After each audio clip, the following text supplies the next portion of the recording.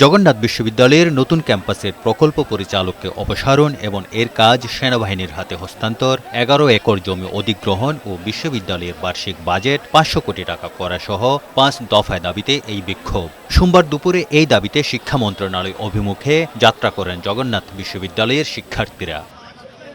শিক্ষা সচিব কথা বলতে রাজি না হওয়ায় আন্দোলনকারীরা মিছিল নিয়ে সচিবালয়ের সামনে যান। প্রথম দাবি হচ্ছে আমাদের দ্বিতীয় ক্যাম্পাসের কাজ সেনাবাহিনীর হাতে হস্তান্তর করা, দ্বিতীয় দাবি হলগুলো খুব তাড়াতাড়ি স্থাপন করা এবং আমাদের তৃতীয় দাবি হচ্ছে পাইলট প্রকল্পে আমাদের জগন্নাথ বিশ্ববিদ্যালয়কে অন্তর্ভুক্ত করা। প্রতিনিধি দল ভিতরে ঢুকছিল, যে যুগ্ম সচিব আছে তিনি আমাদের সাথে বসেনি, আমাদের কথা শোনেনি, তাদের সময় নেই, তো আমাদের সাথে অবহেলার মতো ব্যবহার করেছে। তো সেই পরিপ্রেক্ষিতে আমরা এখানে মন্ত্রণালয় এখানে আসছি, আইসা অবস্থান কর্মসূচি করছি।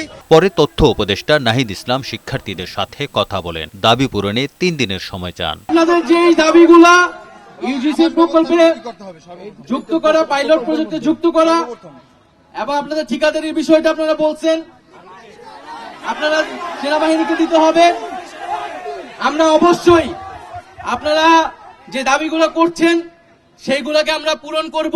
পরে শিক্ষক ও শিক্ষার্থীদের প্রতিনিধি দল যায় মন্ত্রণালয়ে। ১.৫ ঘণ্টার আলোচনার পর জানান সংকট সমাধানে মঙ্গলবার বৈঠকে বসবে মন্ত্রণালয় ও বিশ্ববিদ্যালয়ের শিক্ষক প্রতিনিধি দল। কালকে ওনারা 12টা আমাদের সাথে বসবে, আমাদের ভাইস চ্যান্সেলর সহ এবং আমাদের যে পিডি ছিল, যে দ্বিতীয় ক্যাম্পাসের দুর্নীতিবাজ টেন্ডারবাজ যে পিডি ছিল, ওই পিডিকে এখানে হাজির করার ব্যবস্থা করবে এবং কালকে এটা সিদ্ধান্ত হবে যে সেনাবাহিনীর কাছে আমরা হস্তান্তর করব। কালকে যদি আমাদের দ্বিতীয় ক্যাম্পাসের কাজ সেনাবাহিনীর কাছে হস্তান্তর না করা হয় তাহলে আমরা কঠোর কর্মসূচিতে যাব। দাবি পূরণের বাস্তব প্রক্রিয়া শিক্ষা মন্ত্রণালয় গ্রহণ করবে এবং সেই ক্ষেত্রে আমাদের বিশ্ববিদ্যালয় কর্তৃপক্ষ আমরা সর্বাত্মক সহযোগিতার হাত বাড়াবো। পরে আন্দোলনে স্থগিত করে চলে যান জগন্নাথ বিশ্ববিদ্যালয়ের শিক্ষার্থীরা।